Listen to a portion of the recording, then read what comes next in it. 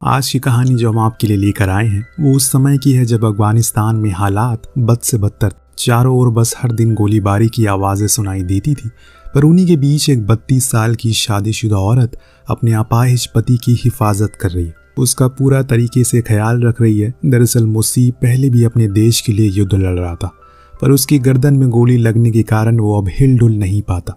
जब डॉक्टर ने उसका इलाज किया तो उन्होंने बोला कि कुछ ही दिन में ये ठीक हो जाएगा, पर महीना होने को आ गया और आज तक सब कुछ पहले जैसा ही है। ऊपर से अब इनके पास खाने पीने का कुछ भी सामान नहीं है। बाहर बहुत बुरे हालात है, लेकिन अलीना हर वो मुमकिन कोशिश कर रही है जो उससे हो सकती है। पूरे दिन वो अपने पति से बातें किया करती है, जो कि वो सुन भी रहा है या फिर नहीं उसे ये तक पता नहीं है, पर वो फिर भी अपने मन को बहलाने के लिए उससे बात करना बंद नहीं करती। उसका शरीर को साफ करती है, पाइप से उसे खाना देती है, लेकिन अब उसकी दवाइयाँ ख़त्म हो चुकी है। इसीलिए वो घर से बाहर निकलती है कि तभी वहाँ पर तालिबानी आ जाते जो अंधाधुंध गोलीबारी करने लगते। लेकिन ये चीज़ यहाँ के लोगों के लिए आम हो चुकी है, उन्हें अब मौत से डर नहीं लगता। और इसी के बीच अलीना मेडिकल स्टोर पर जा पहुंची, पर दुकानदार ने यह कहकर उसे दवा देने से इनकार कर दिया कि उसका पहले से बहुत ही ज़्यादा कर्जा है, पहले वो उसे चुका दे। पर वो बेचारी कैसे इसे चुकाएगी? उसके पास तो खाने के लिए भी पैसे नहीं। अगर सब कुछ उसे दे दिया तो अपनी दोनों बेटियों को क्या देगी? एक वही तो उसके लिए जीने की उम्मीद है, इसीलिए खाली हाथ ही वो वापस आ गई। इस पूरे शहर में अलीना का एक ही रिश्तेदार है जो कि उसकी आंट है, इसीलिए वो उनसे मदद मांगने के लिए जाती है। लेकिन वहां पहुंचने पर पता लगा कि वो तो कब का इस जगह को छोड़कर चली गई। जो सुन उसका दिल टूट गया। अब कौन करेगा उनकी मदद? घर आकर वो मुसीब को सब कुछ बताती है, कैसे अब वो एकदम अकेले पड़ गए हैं। उसकी आंट भी उन्हें छोड़कर जा चुकी है। पर क्या आपको पता है कि आपके घर वाले भी चले गए, पर मुझे उन्होंने कुछ नहीं बताया क्योंकि आप अपाहिज हो, इसीलिए वो आपकी जिम्मेदारी लेना नहीं चाहते। पर मैं हूँ आपके साथ और हमारा खुदा है जो किसी भी हाल में हमारी मदद करता रहेगा। ऐसा कहकर वो खूब रोती है और अपने हाथ की हथेलियों को फैलाकर ऊपर वाले से दुआ करती है कि उनकी मदद करे, वरना वो भी औरों की तरह खत्म हो जाएंगे। इस दौरान अलीना को अपनी बच्चियों की आवाज़ आती है जो कि भूखी थी। वो उनके पास जाती है और उन्हें लोरियां सुनाकर सुलाने की कोशिश करती है, क्योंकि खाने को कुछ है ही नहीं, आखिर वो क्या दे उन्हें। उन दो मासूम बच्चियों को ये भी नहीं पता कि उसके माता पिता के साथ क्या गुजर रही है, किस सरगुजरी के साथ उनकी माँ उन्हें पाल रही है। यही तो ममता है। अगले दिन अलीना के पास डॉक्टर आता है जो उसे बताता है कि मैं कुछ दिन के लिए बाहर जा रहा हूँ, इसीलिए तब तक तुम अपने पति के घावों को चेक करते रहना कि वो ठीक हो रहे हैं या नहीं। तो अलीना मुसीब के पास जाकर उसकी सफाई करती है, पर अभी भी उसके घाव पहले जैसे ही, उनमें कोई सुधार नहीं आया, जो जानकर वो और भी परेशान हो गई। लेकिन ये परेशानी खत्म नहीं होती कि दूसरी आ गई। पूरे शहर में एक ऐलान होता है जिसमें बताया जा रहा है कि जिस किसी को हथियार चाहिए वो यहाँ आकर ले ले, क्योंकि अब जंग होने वाली है और हमें सभी के साथ की ज़रूरत है। जो सुन अलीना समझ गई कि अब कुछ बड़ा होने वाला है, इसीलिए वो और उसके पड़ोस के लोग अपने अपने लोगों को लेकर एक बेसमेंट में जाकर छुप गए ताकि वहां के धमाकों से बच सके। ऊपर अब हमला तेज हो गया है, चारों ओर बस गोला बारूद चल रहे, पर कुछ ही देर के बाद सब कुछ शांत हो जाता है। तो अलीना फिर से ऊपर जाती है अपने पति के पास, ये देखने के लिए कि वो ठीक है या नहीं। तब उसे एहसास होता है कि उसके घर पर भी हमला हुआ है, क्योंकि दीवारें टूटी हुई है। उसकी सड़क पर कुछ लोगों को मारकर लटका दिया गया, जो कि अमेरिकन और रशियन के साथ दे रहे थे। पर अंदर अलीना को बस फिक्र थी तो अपने पति की। वो फौरन उसके धूल से सने हुए कपड़ों को साफ करती है और फिर उसकी आंखों में आई ड्रॉप गिराती है, क्योंकि वो खुल नहीं रही थी। इससे ज्यादा वो कुछ और कर पाती कि तभी उसके घर के सामने एक टैंक आ जाता है जो बिना कुछ सोचे समझे गोला दाग देता है, जो सीधा अलीना की खिड़की पर लगा, जिसे वो पूरी तरह से सहम गई। तभी उसे एहसास हुआ कि उसकी बेटियां अकेली है। वो फौरन उनके पास गई। उसके जाने की कुछ ही देर बाद वहां पर कुछ तालिबानी आ गए, जिन्होंने मुसीब को लेटे हुए देखा जो कि हिलडुल नहीं रहा था। और तभी उन्हें उसके साइड में उसके देश की आर्मी का पोशाक मिला। तो उन्होंने उसे मारा नहीं और कहा कि यह आदमी अच्छा है, हमें आगे बढ़ना चाहिए। अब जब सब कुछ शांत हो गया तो वो बेसमेंट के लोग बाहर आते हैं, फिर अपने अपने घर की ओर चल लेते। अलीना भी मुसीब के पास आती है। तब उसे एहसास होता है कि कोई यहाँ पर आया था, क्योंकि मुसीब के हाथ से उसकी घड़ी और शादी की अंगूठी गायब थी, लेकिन वो जिंदा था, जो देख उसकी जान में जान आई। लेकिन अलीना ने जब अपने पड़ोसी की माँ की चीखें सुनी तो फौरन उसके पास गई। वहां जाकर जो उसने देखा तो उसके होश ही उड़ गए। पूरे परिवार को मारकर पेड़ पर लटका दिया गया, जो देख वो बूढ़ी औरत का मानसिक संतुलन हिल जाता है, जिसे वो अजीब अजीब सी बातें बोलना शुरू कर देती है। लेकिन अब अलीना को यहाँ नहीं रहना, क्योंकि उसे एहसास हो चुका है कि आने वाले दिनों में ये जगह एक नर्क में तब्दील होने वाली है। ये तालिबानी जो मर्जी होगा वो करेंगे, और इसीलिए वो अपनी बच्चियों को लेकर फिर से अपनी आंट के घर गई। लेकिन वहां तो वो रहती ही नहीं। दरअसल अलीना चाहती है कि किसी भी तरह करके कोई उसकी बेटियों का ख्याल रख ले, जिसके लिए वो बूढ़ी लेडी मना करती है। जो सुन अलीना मायूस होकर वहीं बैठ गई और रोने लगी।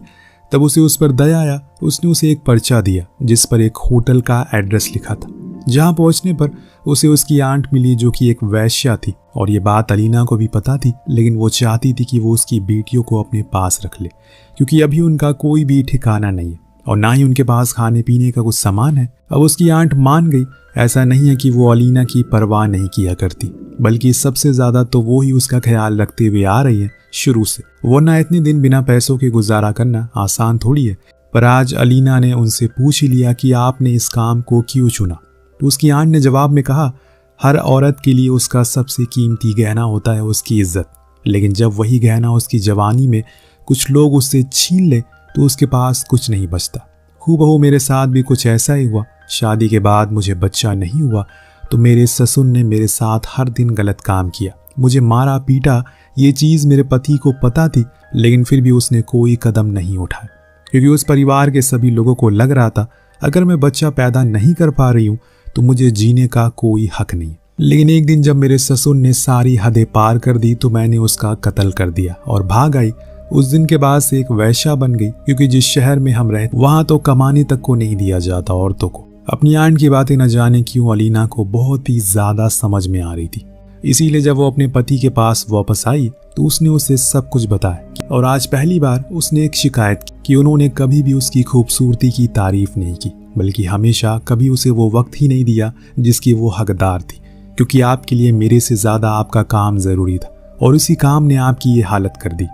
मेरे लिए तो आपके पास इतना वक्त ही नहीं था कि आप अपनी शादी में आ जाओ। मैंने तो आपकी फोटो से शादी कर ली। अगर जब कभी भी आप काम से लौटते तो हमेशा हम बिस्तरी होने की जबरदस्ती करते, जिसके लिए मैंने कभी नहीं रोका, क्योंकि मुझे कभी ये एहसास ही नहीं हुआ कि मैं आपकी बीवी हूँ। शायद यही हकीकत, मर्द ऐसे ही होते, क्योंकि मेरे पिता भी यही करते थे। जब वो जुआ हार जाते थे तो मुझे और मेरी माँ को बहुत मारते थे, फिर उनके साथ जबरदस्ती करते थे। सेम आपने भी वही किया मेरे साथ। कभी कभी तो मैं सोचती हूँ कि अगर आपकी उस दिन मृत्यु हो गई होती तभी अच्छा रहता। कम से कम मैं इस जिल्लत भरी जिंदगी से आज़ाद तो हो जाती। आपके किसी भाई के साथ मेरी शादी करा दी जाती तो इस समय मैं किसी सुरक्षित जगह पर होती। उन्हें पता था कि ये जगह अच्छी नहीं है, इसीलिए वो यहाँ से चले गए। ऐसा नहीं है कि आपको नहीं पता, पर आपने ना ही मेरे बारे में कभी सोचा और ना ही अपनी बेटियों के बारे में। इतना सब कुछ कहने के बाद अलीना वहां से गुस्से में अपनी आंट के पास वापस आ गई और उन्हें अपने हालातों के बारे में बताना शुरू कर दिया। कैसे वो किसी पागल की तरह दिन भर अपने उस शौहर से बातें किया करती है जिसके शरीर में किसी भी प्रकार की कोई हिलन डुलन नहीं है। मुझे तो ये भी नहीं पता कि वो सुन भी पा रहे हैं या फिर नहीं, फिर भी पागलों की तरह मैं उनसे लगी रहती हूँ।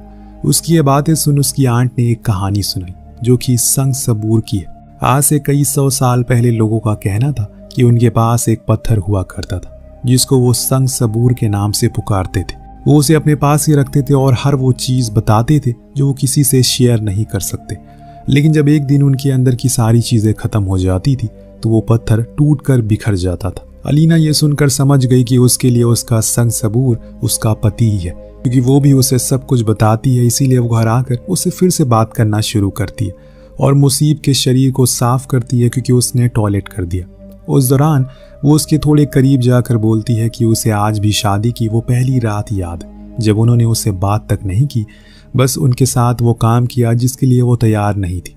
मैंने मना किया तो आपने मारा भी मुझे, पर उसके बाद मैंने कभी नहीं रोका किसी भी चीज़ के लिए, क्योंकि शादी से पहले आपकी माँ ने कहा था कि उन्हें बच्चा चाहिए। तो मुझे डर था कि कहीं अगर मैंने बच्चा पैदा नहीं किया तो वो न जाने क्या करेंगी। लेकिन ये बात तो है कि आपने कभी भी वो प्यार मुझे नहीं दिया जो मैं चाहती थी।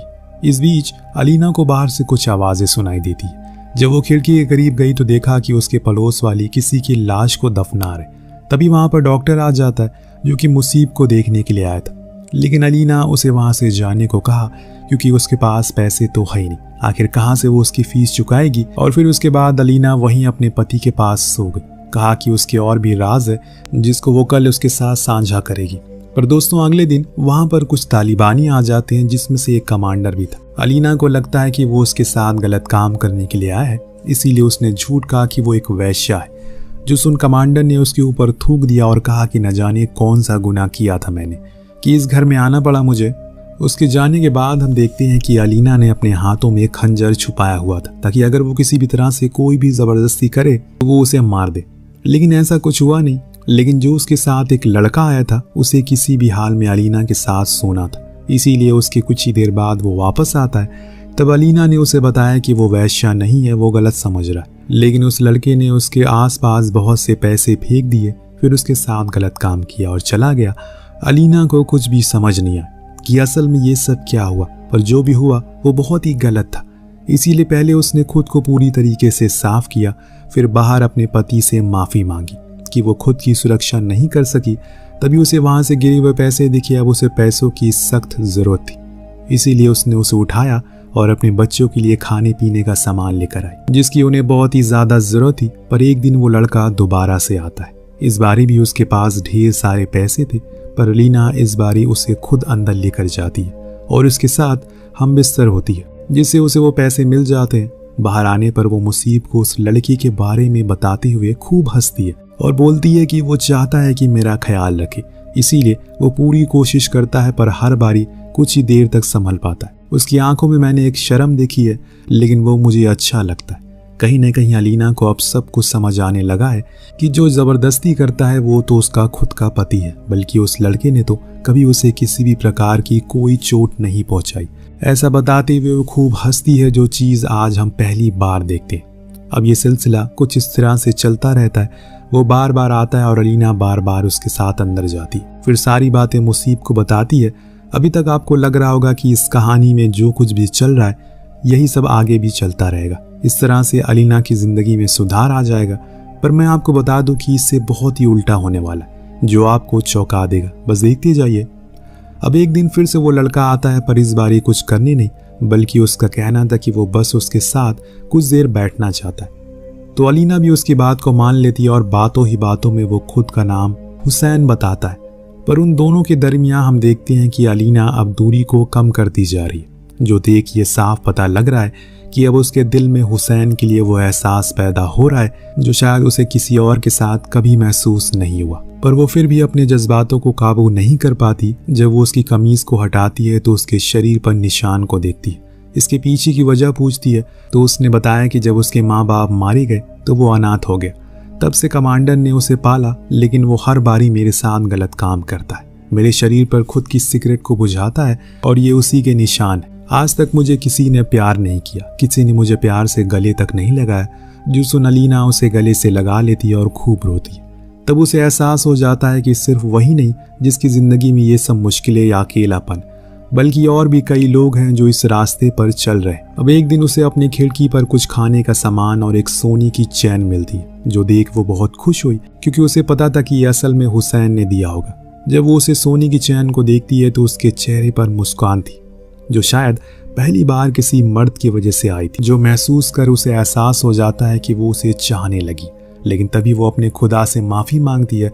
लेकिन यहाँ हमें बताने की कोशिश की गई है कि आखिर एक औरत को खुश रखने के लिए क्या चाहिए, जो काम उसका पति कभी नहीं कर सका और वो एक जवान लड़के ने कर दिया, क्योंकि ज़बरदस्ती करने को प्यार नहीं कहा जाता। अब ये सारी चीज़ें अपने पति को भी बताती है, कैसे उस लड़के के कमांडर ने उसे हर दिन मारा पीटा करता है, पर उसने मुझे बहुत प्यार किया। मैं आज बहुत खुश हूँ क्योंकि मुझे प्यार का एहसास हुआ जो आप मुझे कभी दे नहीं सके। आज अलीना ने अच्छे कपड़े पहने हैं और वो पूरी तरीके से तैयार भी हुई है। लेकिन इससे पहले कि हुसैन आए, वो मुसीब को एक आखिरी राज बताना चाहती है, जो ये था कि जब उसके दोनों बच्चे होने वाले थे तो पहली बारी में उसने उस बच्चे को मारने की बहुत कोशिश की, क्योंकि वो तैयार नहीं थी उसके लिए, पर कर नहीं पाई।